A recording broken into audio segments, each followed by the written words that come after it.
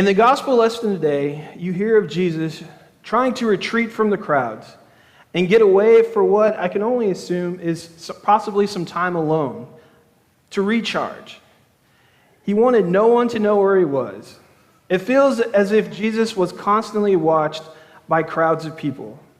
As he spread his message throughout the countryside, we so often read in the Gospels of times when Jesus was teaching to large groups of people, moving from village to village. How many times in your life have you just wanted to get away for a while? Unplug from the world, maybe just go out and enjoy nature, or just relax. As I have gotten older and relish these opportunities more often, it seems like they come further and further apart. The Spirit seems to pull me to an activity that needs my immediate attention. Many of these peaceful days seem to be interrupted by the fact that I own a truck. I get a phone call, "Hey Mike, I know you're off today.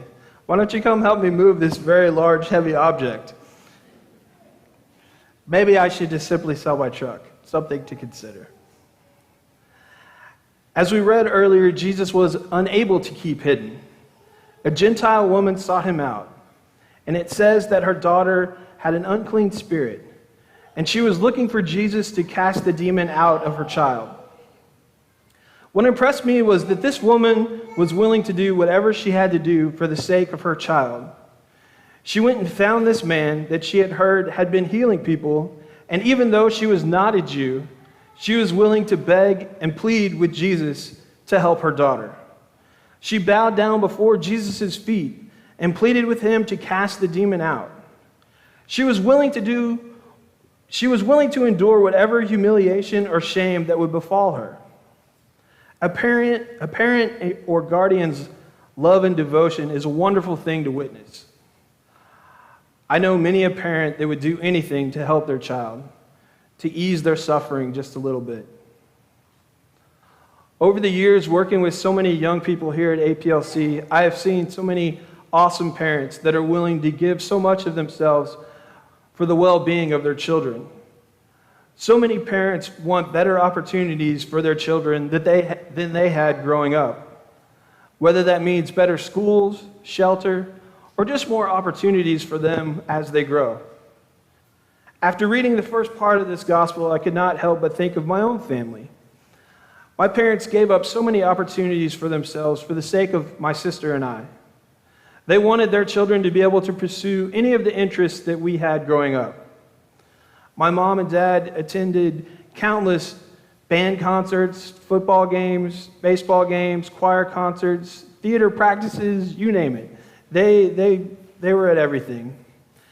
But I knew after a day of work, I could always go to my dad and say, "Hey, let's go throw the football around." Or I'd grab the baseball gloves and we'd have a catch. There were many times with my mom, she would come and sit down with me and help me with my schoolwork. Or she'd pull me away from my schoolwork and say, "You're going to come learn how to cook chicken. Let's go out to the grill." Or she'd just pound out some notes on the piano for me because I was having a hard time learning a song. They were always there to encourage and guide us.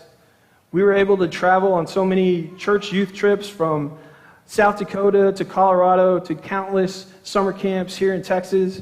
And I was even blessed to be able to travel to London to sing at Westminster Abbey with the Fort Bend Boys Choir. All of these opportunities I appreciated when I was young. But it took a while for me to understand the sacrifices my parents made so that I could have these experiences.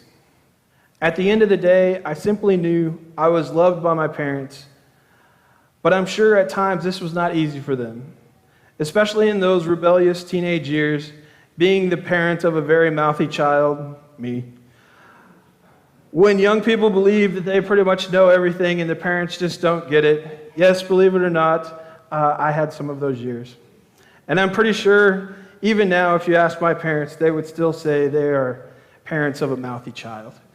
But Jesus could see the love in this parent. Jesus could see the love in this mother's heart. This woman that many would have considered an outsider or not worthy was drawn to the love of Christ.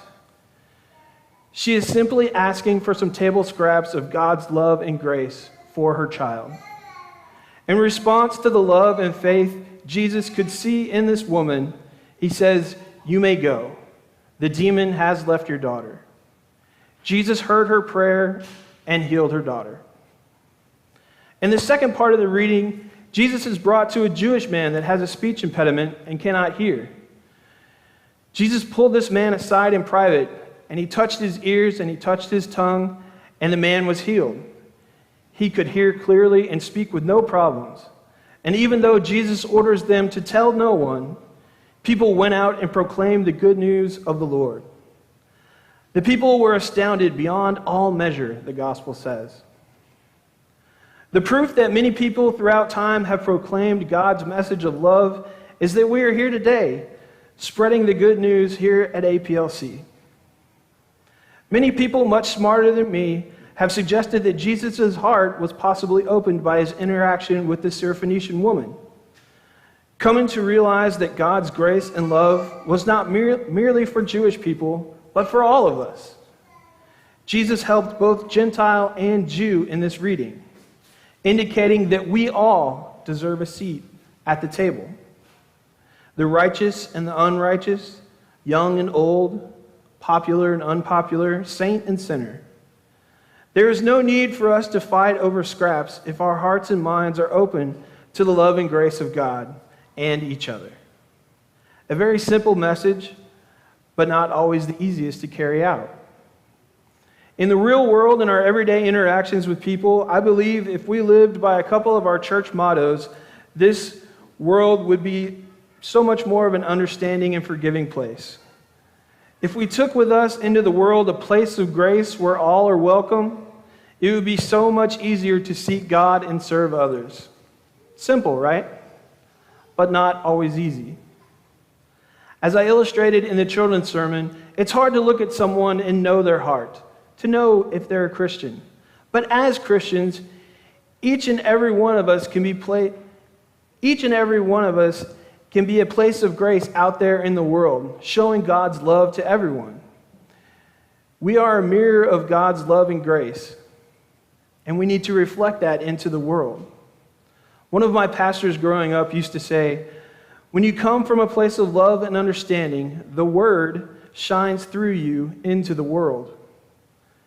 It's simple to be that shining light at home or with friends or even here at church, but it's not always easy to shine brightly out in the world. Jesus simply wanted a day off to escape for some time away, but God's love does not take breaks. And when the Spirit moves you, it's not easy to remain silent.